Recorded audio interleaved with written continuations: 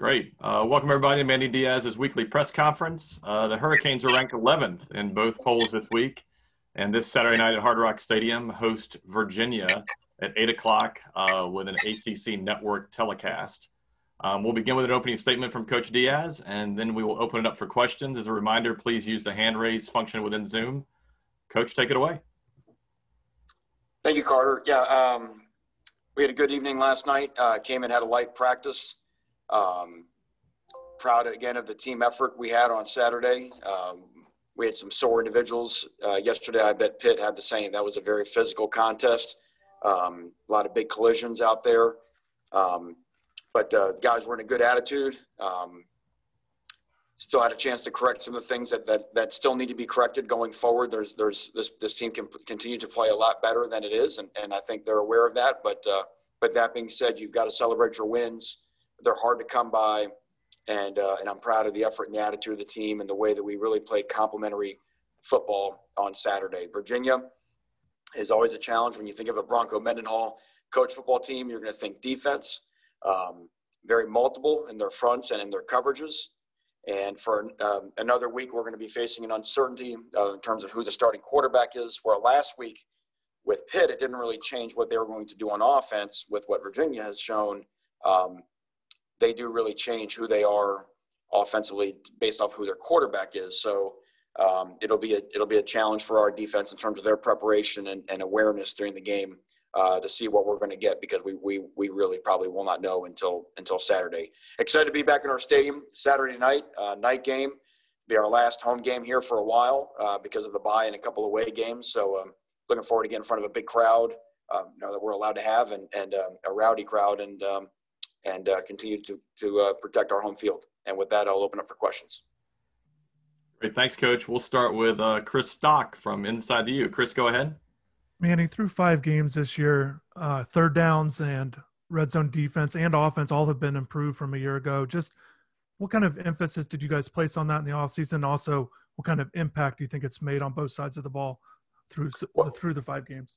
Well, it certainly makes an impact in terms of winning, right? I mean, obviously it just and there's a lot of things that go into that in terms of red zone success on both sides. I mean, we certainly practice it.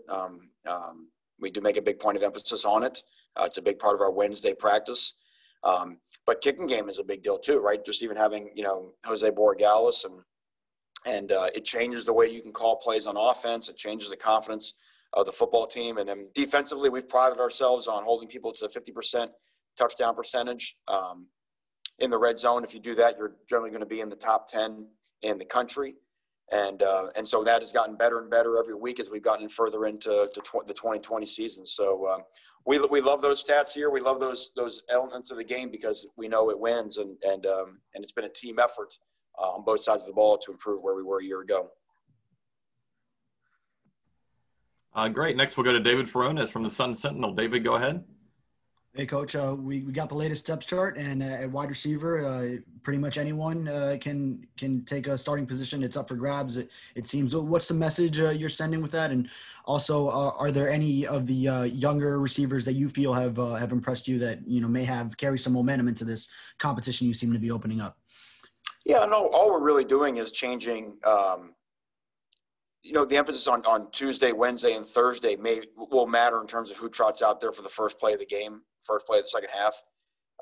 As I mentioned I think on this call a week ago, the rotation itself, what we want is we want to be able to play a lot of guys. This is not about these guys can't do it and these guys can. We want more guys that feel like they can do it, and certainly the young players are improving and they are getting better. We had a couple of shots down the field with Keyshawn Smith in the game on Saturday. One, we just didn't get the ball to him, and one, it was a perfectly thrown pass. It was defensive pass interference. So just getting, whether it's Keyshawn, whether it's Redding, whether it's Restrepo, getting those guys more involved in the game. Jeremiah Payton has continued to develop. Obviously we missed him for the time that he was out.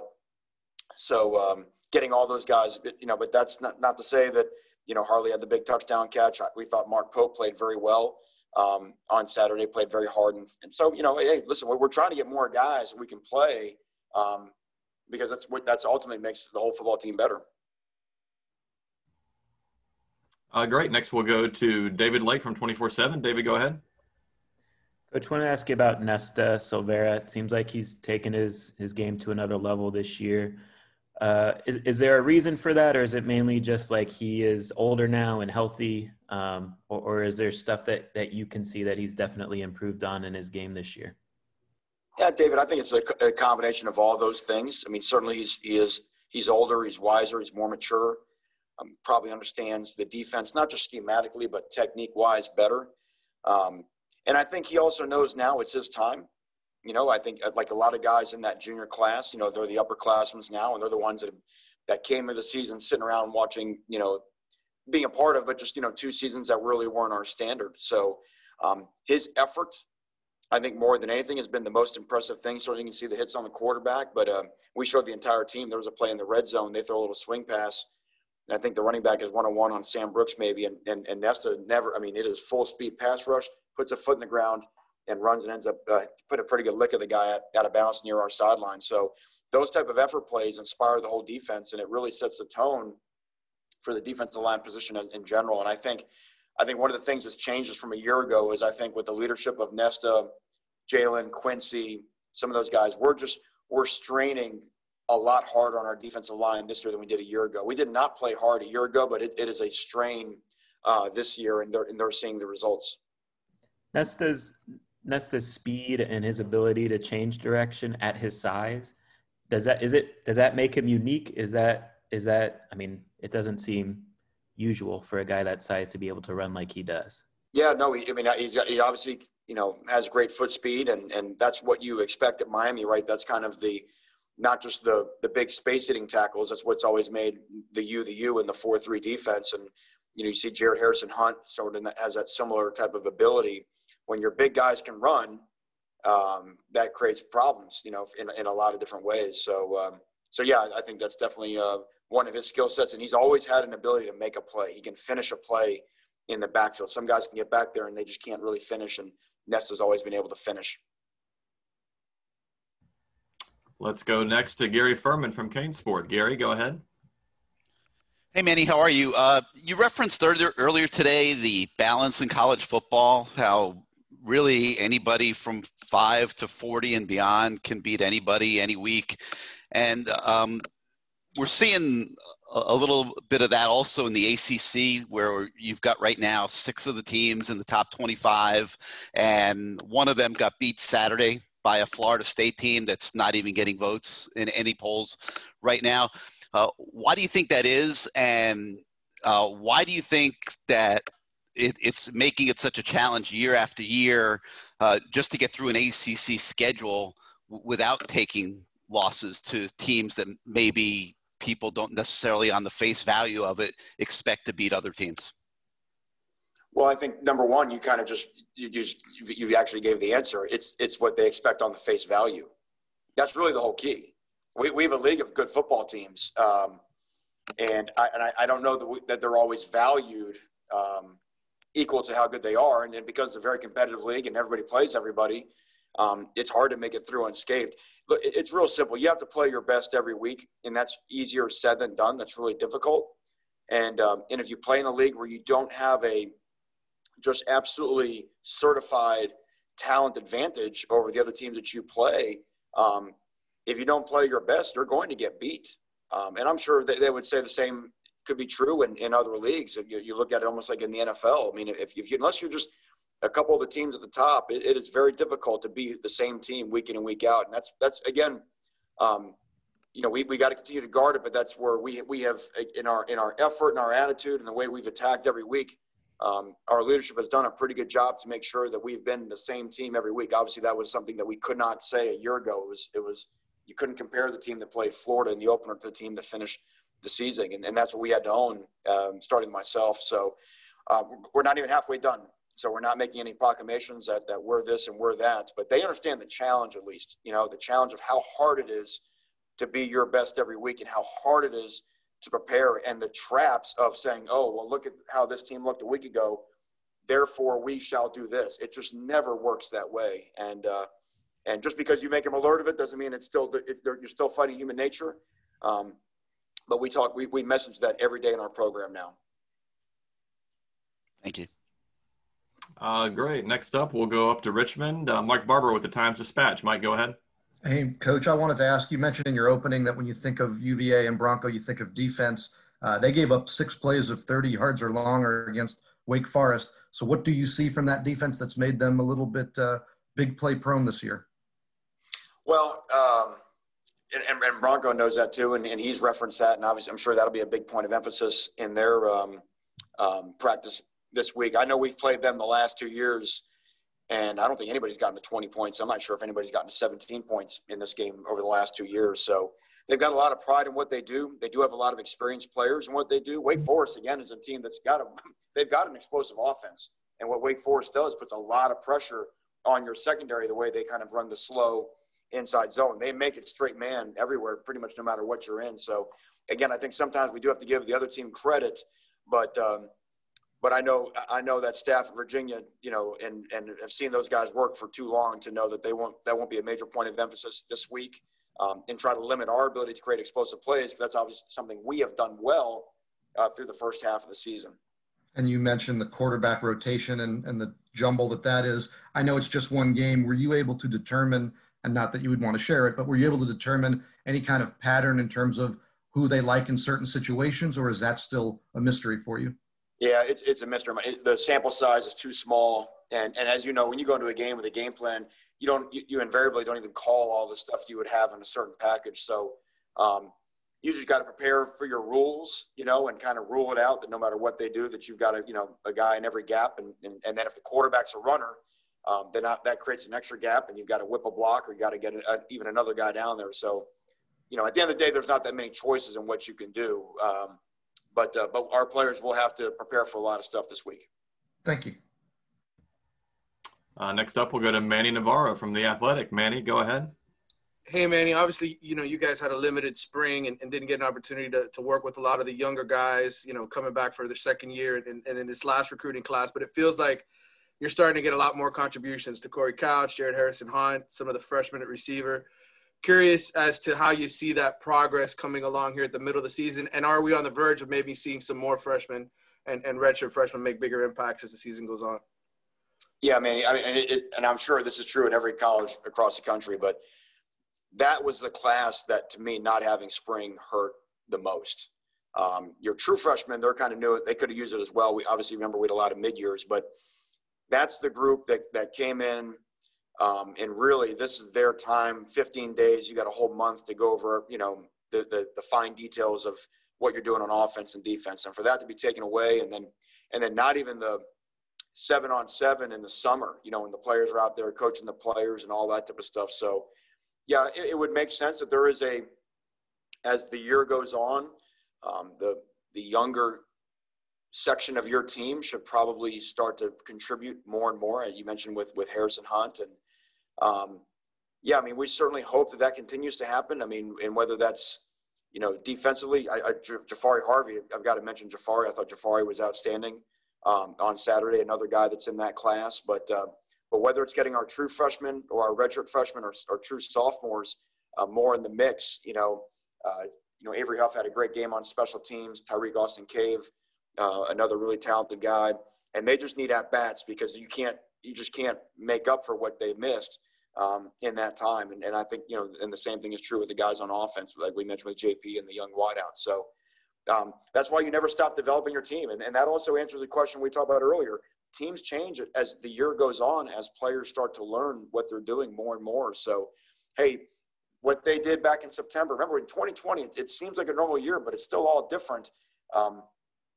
The preparation for the season and all that is a little bit unique. So I think getting a rhythm, and we can keep our roster intact as the year goes on, I think will help everybody. Okay, next we'll go to Tim Reynolds from the Associated Press. Tim, go ahead. Hey, Manny, I wanted to go back to have you expand on an answer a couple questions ago about the effectiveness of the leadership of this group. Specifically, did you learn a lot about your kids on Saturday? It wasn't a game that had that national buzz. You weren't, the game day darlings last week. This is a game where I know you cringe at the comparison to past years, but in past years, Miami struggles in that game when the lights go out. Miami has struggled the past couple of years in that game. And your kids, I mean, Pitt was tough. It was a solid professional win all around. What did you learn about your group Saturday that you might not have known until then? Yeah, well, to your point, Tim, we had to do it, and we talked about it, and we addressed it as the elephant in the room during the week because we knew it was out there. But you can talk about it, and we had a good week of practice, but, we've all heard that story before. You can have a good week of practice and not play well. And Pitt, it doesn't matter whether you're into it or not into it. It's going to be hard to beat Pitt with what they do defensively. And the moment for me was really in the third quarter. And that's when we had thrown the pick that, got run down to the 1 yard line and they scored. And I believe we had the ball in offense, and I believe we punted again. And there it is. It's in the balance. It's like 5 points. Momentum is definitely on Pitt's side. Kind of dead in the stadium, and our guys, like we were in the defense, we were getting ready to take the field. Our guys were excited to play, and actually it was ironic. It was Quincy Roche. I thought Quincy, for as good of his play was on the field, what he did on our sideline, and he wasn't alone, but just to signal him out was unbelievable. I mean, just like, let's go. This is our chance. Let's do it, blah, blah, blah. And then he's the one that ends up, him and Jalen end up on the strip sack. And that was really the play. Then bang, we get the touchdown. And really from that point on, we kind of had him at arm's length. Never comfortable, but, we were able to see it out from there. So very proud of the guys. They did something that is hard to do. And we celebrated that yesterday because they should feel the reward of that. But now here comes another one. Similar type vein, right? It's same thing. We're not the the marquee matchup, but it doesn't matter. It is a football game that demands your best, and we know Virginia will bring their best, and we have to match what they bring. Manny, one quick follow. You mentioned Quincy on the sideline, and the energy from your sideline has been great forever. It seems like when you're playing in empty stadiums or largely empty stadiums. How important is that you've got 60 or 70 kids manufacturing enough energy to fill the place of 60,000, it seems like? It is so important this year, Tim. It is so magnified. And it's not the visible positive energy that you might see. It's avoiding the negative energy. And I think that's been an issue in the past of having, the term, the energy vampires on your sideline. Those guys are magnified in 2020 because you don't have just the chaos of the full stadium. So to have a sideline, and I mentioned this coming after UAB game, we have had really good sidelines. Even the Clemson game, you're getting your butt kicked, but there's not pouting, and there's not guys, getting after guys. I mean, there's just none of that in a real. And I think this where De'Eric helps a lot, and just the way that our offense and defense support each other. And that everybody supports the special teams units when they're out there. I think that's been a real positive as well. All right, got time for a couple more. We'll go to David Wilson from the Herald. David, go ahead.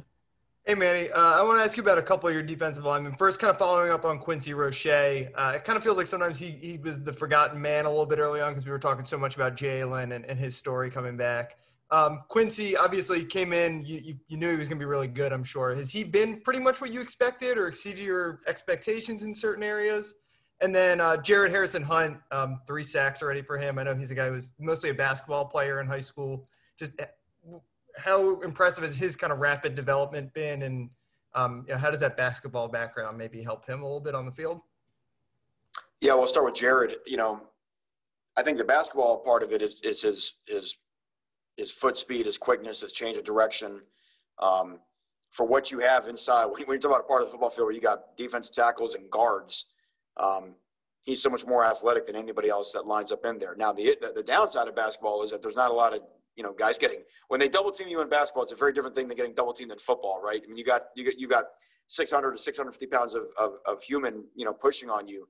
So you've got to have a toughness. And Jared's done a great job with David Feely in our strength program to really bulk up and get strong. But he's tough and he's not afraid. He can hang in there and he can hold point if it's that type of game as well. Certainly his athleticism on a drop back pass game like we had on Saturday, is a major plus for him. So I do think and that's what we saw in high school, just the ability to move around on a basketball court. I mean, when you're starting at Christ the King, in that league in New York, you can play ball. And then in terms of Quincy, again, I love the way that he's taken the ownership of the team. I think it's really helped. We always knew he was a really, really good player. And to the point you mentioned, it's easy to see Jalen, obviously because of his size. It's like when we had Rousseau. Quincy is just so instinctive on the field, and his ability to slip blocks and beat tackles and understand where the ball is. I think that's really serves him well. But he's also tried week in and week out to play more and more in the framework of the defense. Sometimes you got to raise some habits when you've been doing something for 3 years and come in. We've had this in the past with some of our grad transfers. So his willingness to do that, I think, has been really encouraging as well. Next up, we'll go to Daryl Streeter. Daryl, go ahead. Hey, Coach, how you doing? Coach, what's your evaluation on Brooks and Flagg with their additional snaps they've been receiving? Yeah, I think, Corey just is so instinctively sound. He's a great feel for the position, a great feel for understanding gaps, playing blocks, very intelligent, can get everybody lined up because our middle linebackers got to make all the calls. He's the quarterback of our defense. And so his ability to do all that and manage all that, I think it puts everybody else at ease when he's out there. And then he can run and tackle, which is what it's about. Sam, obviously we were excited about Sam all offseason. Sam's, had a foot injury somewhere during training camp. Sam just had a thing he had to get over where probably for about a span of 3 to 4 weeks, he just really wasn't 100%, but certainly Sam picks up the speed that we have at our linebacker position, which we thought we were going to try to get a little bit faster this year. And we're trending in that direction. So it's been fun to see Sam and Corey sort of settle in there and getting a bunch of snaps in the rotation. And I think that as the year goes on, I think we're always looking for what the best rotation is. And that will all come down to the development of not just those 4 guys, but, Wayman Steed, and I mentioned Huff and Austin Cave. Really, for the first time, we feel like in a long time, we've got really, really good competition at inside linebacker and some really good guys that are also, man, we wish they had spring ball, but are really going to be good in the future as well. Okay, we'll wrap up with Tom D'Angelo from the Palm Beach Post. Tom, go ahead. Yeah, hey, Manny. Manny, kind of piggybacking on Tim's question, but moving it forward, you've mentioned we know last year how things went in the wrong direction from the first game to the last game. So having gone through that, you and the players, will it make it easier to prevent it, to see the signs? Not that you expect it, but just, to pick up on things, having seen what they went through and having those players have experienced that last year.